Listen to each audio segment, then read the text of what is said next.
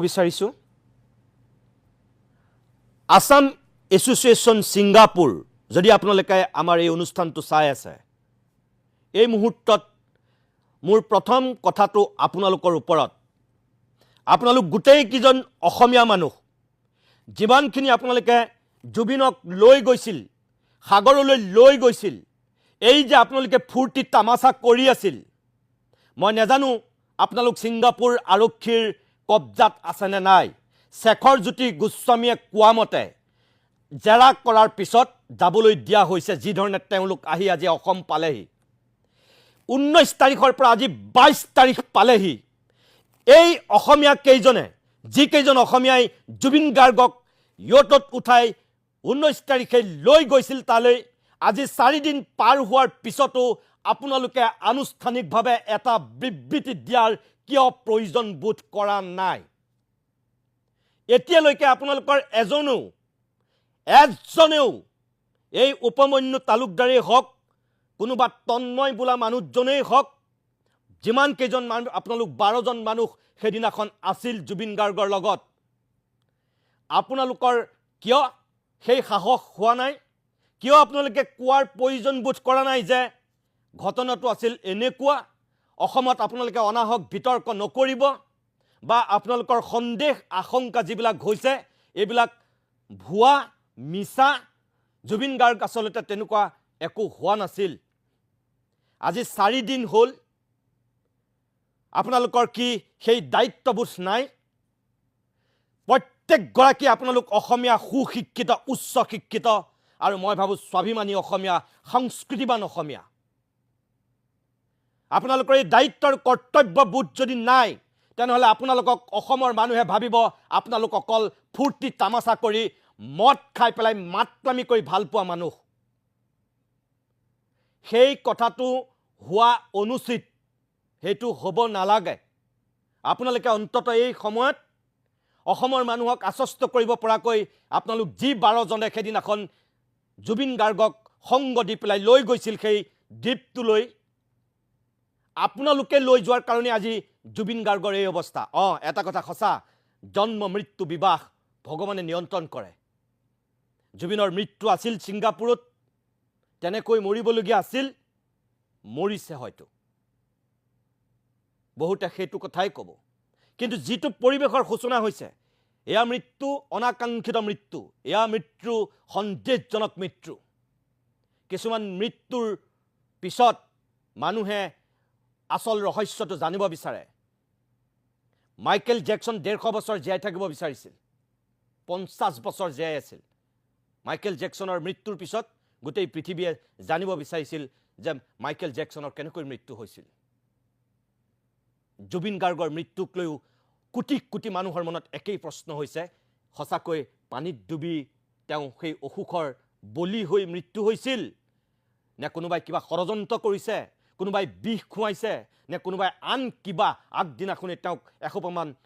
মদ খুৱাই পেলাই কিবা নঘটাবলগীয়া ঘটনা এটা ঘটাই দিলে জুবিন গাৰ্গে কিছুমান দৃঢ় পদক্ষেপ লৈ আছিল কাকো কেয়াৰ কৰা নাছিল চৰকাৰ বিৰোধী এটা স্থিতি লৈছিল মাজে মাজে আৰু চৰকাৰৰ ভালটোক কেতিয়াবা ভাল বুলিও কৈছিল সেই মানুহজনক তেনেকৈ তাত মৃত্যুৰ মুখত পেলোৱাত মৃত্যুৰ গহ্বৰলৈ লৈ যোৱাত আপোনালোকৰ নামবিলাক এটা ইয়াত উচ্চাৰিত হৈছে যে আপোনালোকে লৈ গৈছিল গতিকে আপোনালোকৰ কি দায়িত্ব নাই এতিয়ালৈকে আপোনালোকে এটা বিবৃতি দিয়াৰ প্ৰয়োজন বোধ কৰা নাই যদি আপোনালোক আৰক্ষীৰ কবজাত আছে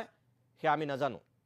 আমি আপোনালোকক যোগাযোগ কৰিবলৈ চেষ্টা কৰিছো কিন্তু পৰা নাই আৰু পৰা নাই কাৰণেই এনেকৈ আজি টেলিভিছনৰ যোগেদি আপোনালোকক এই কথাখিনি ক'ব বিচাৰিছো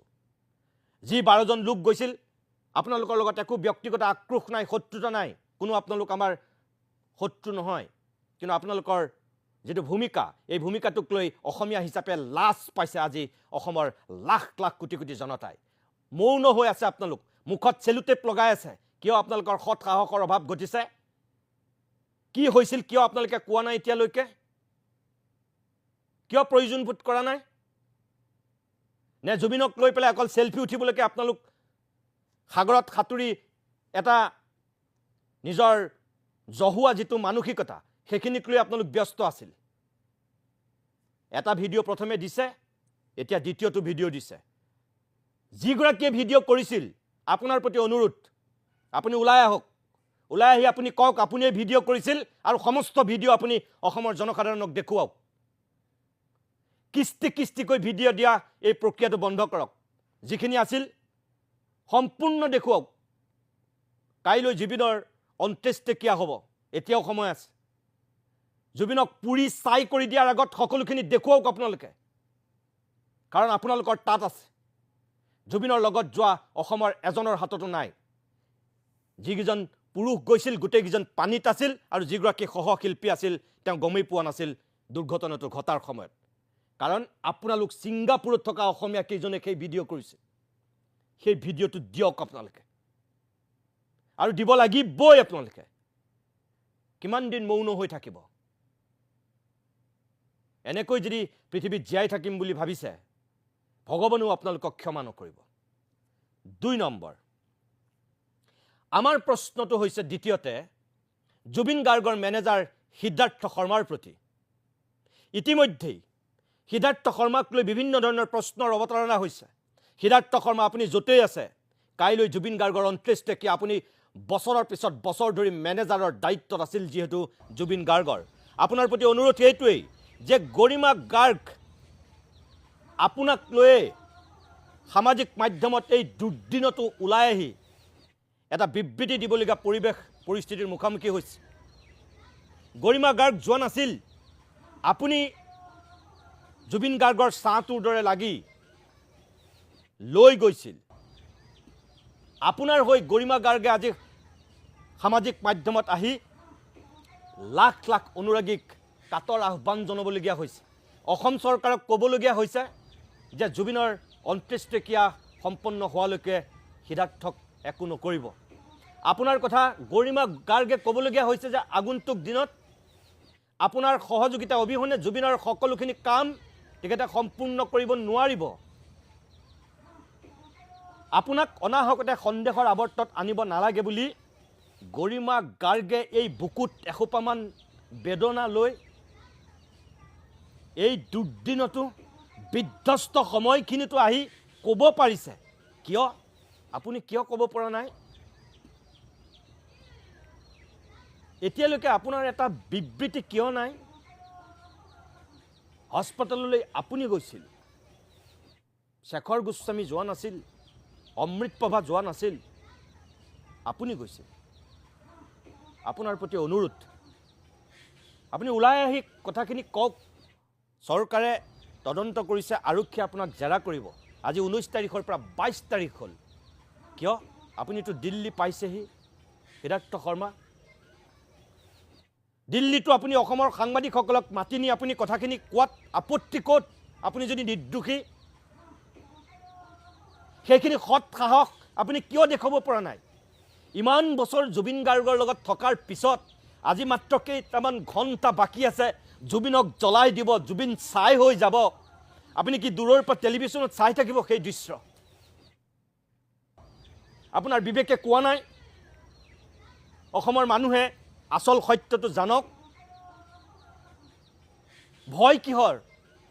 আশংকা ক'ত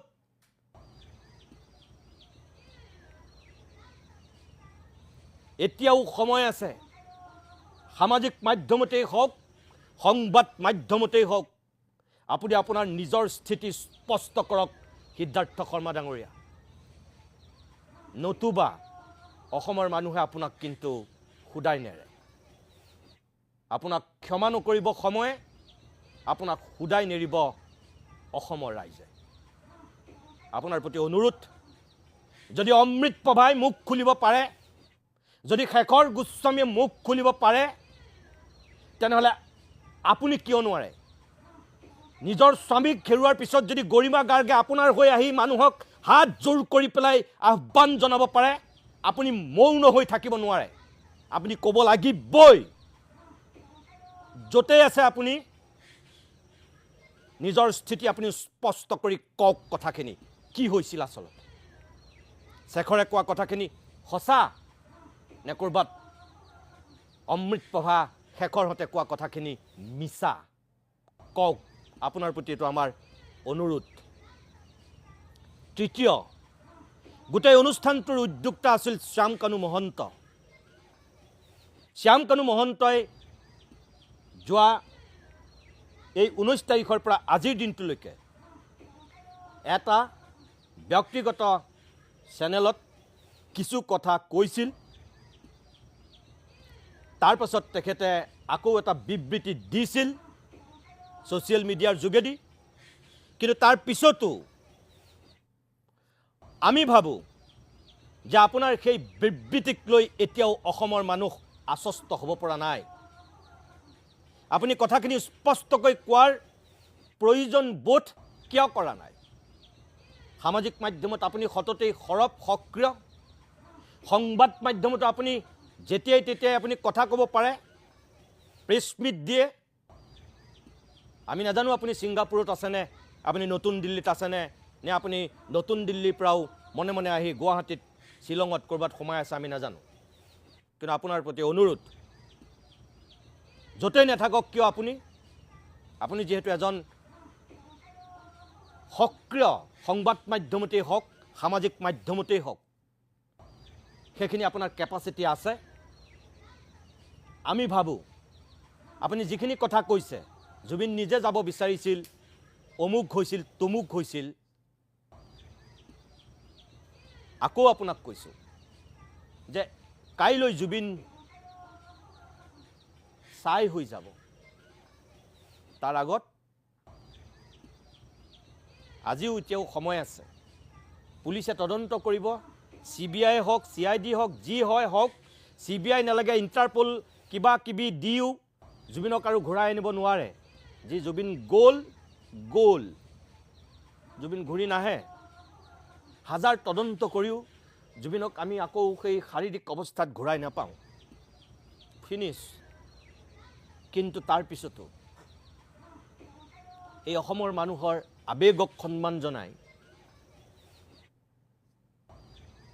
কিছু দায়িত্ব